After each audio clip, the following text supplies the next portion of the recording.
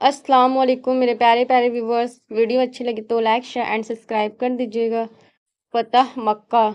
صلح حدیبیہ کے بعد خزاں آپ حضرت صلی اللہ علیہ وسلم اور نبی بکر قریش کے حلیف ہو گئے تھے۔ دونوں قبیلوں میں باہم قدیمی عداوت تھی اور کچھ خون کے جھگڑے چلے آتے تھے۔ نبی بکر نے قریش کے معاہدے کے گھمنڈ میں خزاں سے لڑنے کی تیاری کی اور اپنے پرانے مقتولوں کا بدلہ لینا چاہا۔ قریش نے بھی ان کے لیے ہتھیار فراہم کیے اور ان کے بعض سردار لڑائی میں بھی نبی بکر کے ساتھ شامل ہوئے۔ خزاں نے شکست کھا کر حدود و حرم میں پناہ لی۔ نبی بکر کے سردار نوفل نے کہا کہ ایسا موقع پھر نہیں ملے گا، چنانچہ ان کو حرم میں ہی قتل کیا جہاں خون ریزی حرام تھی۔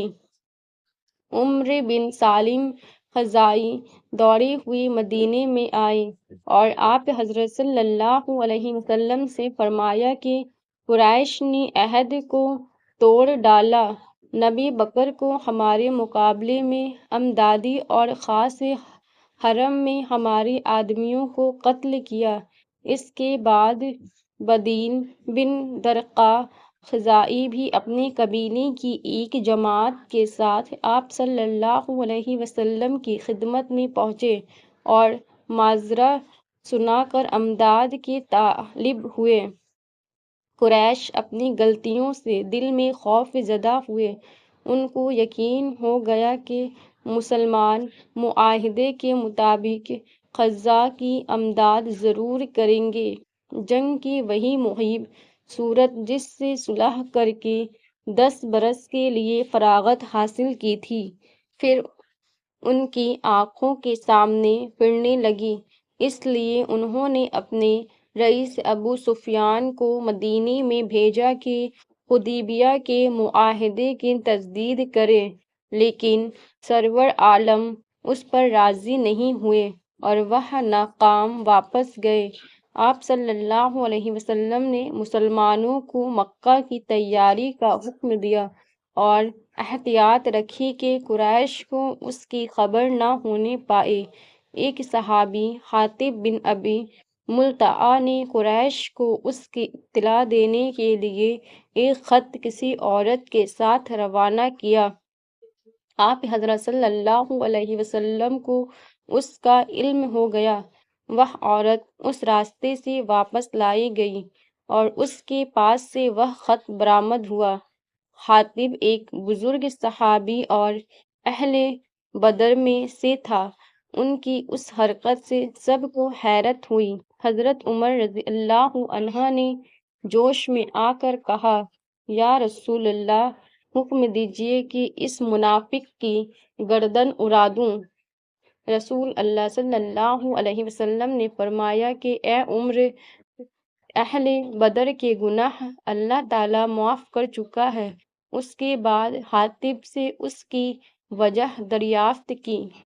انہوں نے کہا کہ مکہ میں چونکہ میرے اقربا ہیں، اس لیے میں نے چاہا کہ اہل مکہ پر ایک احسان کر دوں تاکہ وہ ان کو ضر نہ پہنچائیں۔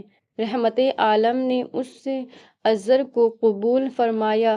10 رمضان سن 508 کم جنوری سن 630 عیسوی کو رسول اللہ صلی اللہ علیہ وسلم 10,000 صحابہ کے ساتھ روانہ ہوئے اور مکہ کے قریب پہنچ کر مقام مہران طہران میں قیام فرمایا۔ قریش کو اطلاع نہ تھی کہ اس عہد شکنی کے بدلے میں مسلمان ان کے ساتھ کیا کریں گے۔ جب یہ جمعیت ان کے سر پر آ گئی اور اس کی افواہ ان کے کانوں تک پہنچی تو رات کے وقت ابو سفیان مع چند دیگر سرداروں کے اس تحقیق کے لیے مکہ سے نکلے۔ دیکھا کہ سارے بیابان میں ہر طرف آگ روشن ہے اور آدمی ہی آدمی نظر آتے ہیں۔ رسول اللہ کے چچا حضرت عباس رضی اللہ عنہ کا دل اپنی قوم کے لیے بے چین تھا۔ وہ چاہتے تھے کہ کسی صورت سے وہ مسلمان ہو جائے، ورنہ کل جس وقت یہ فوج مکہ پر چڑھے گی تو اس کا نشان مٹ جائے گا۔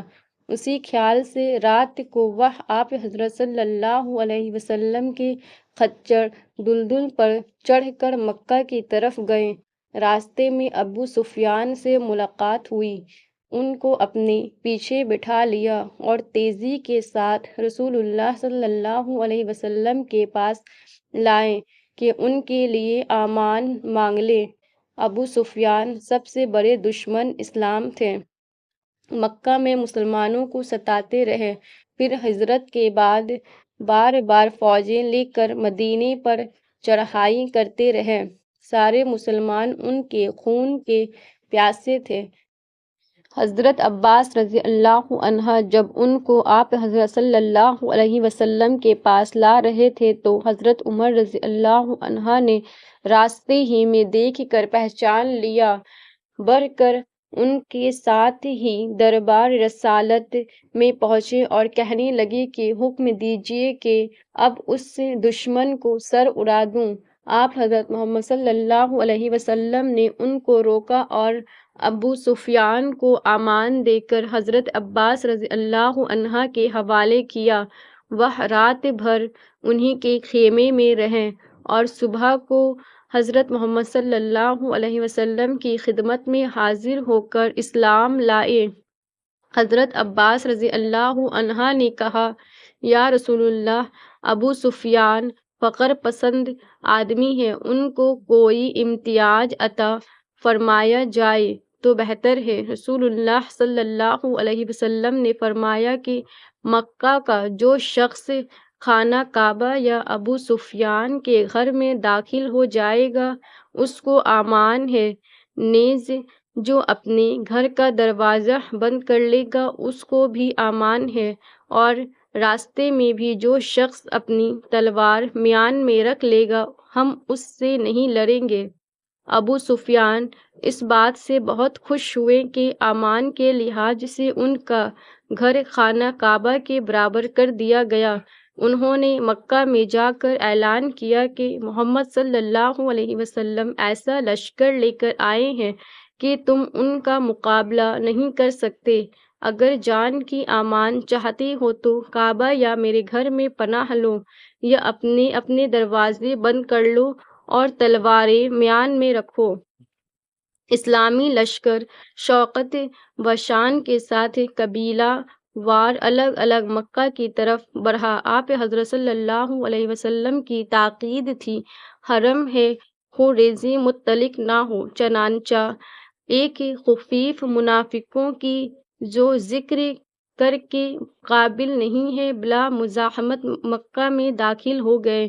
جب وہاں ترول فرمایا اور لوگ مطمئن ہو گئے تو کعبہ کی طرف چلے، سواری پر 7 بار بیت اللہ کا طواف کیا، مسجد حرم میں جس قدر بت تھے سب نکلوا دیے، خاص کعبہ کے اندر داخل ہو کر 2 رکعت نماز ادا کی، پھر اس کے دروازے پر کھڑے ہو گئے اور ایک تقریر فرمائی جس کا آغاز یہ ہے، اللہ ایک ہے جس کا کوئی شریک نہیں۔ اس نے اپنی وعدہ سچا کر دکھایا اور اپنے بندہ کی مدد کی اور اکیلے سارے کو شکست دی۔ ہر قسم کے خون و مال کے دعوے میرے قدموں کے نیچے ہیں۔ اہل عرب اپنی شرافت اور آباء و اجداد کے کارناموں پر فخر کیا کرتے تھے، اور جب کسی قبیلہ کا کوئی آدمی مارا جاتا تو پشت تک اس کا دعوی زندہ رکھتے اور خون یا مال یعنی خون بہا کی شکل میں بدلہ حاصل کرتے اور اس کو بڑے فخر کی بات سمجھتے۔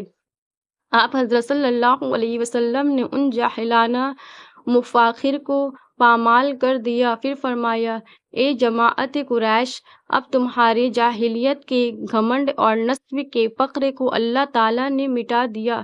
تمام آدم علیہ السلام کی اولاد ہیں اور آدم علیہ السلام خاک سے بنے تھے۔ کفار قریش جنہوں نے اسلام اور خود آپ حضرت صلی اللہ علیہ وسلم کی دشمنی میں کوئی وثیقہ نہیں اٹھا رکھا تھا، مغلوب اور خوف زدہ سامنے کھڑے ہوئے تھے۔ آپ صلی اللہ علیہ وسلم نے ان کی طرف نظر اٹھا کے دیکھا اور فرمایا، تم کیا سمجھتے ہو کہ میں تمہارے ساتھ کیا کروں گا؟ انہوں نے جواب دیا کہ آپ ہمارے شریف بھائی اور شریف برادرزاد ہیں۔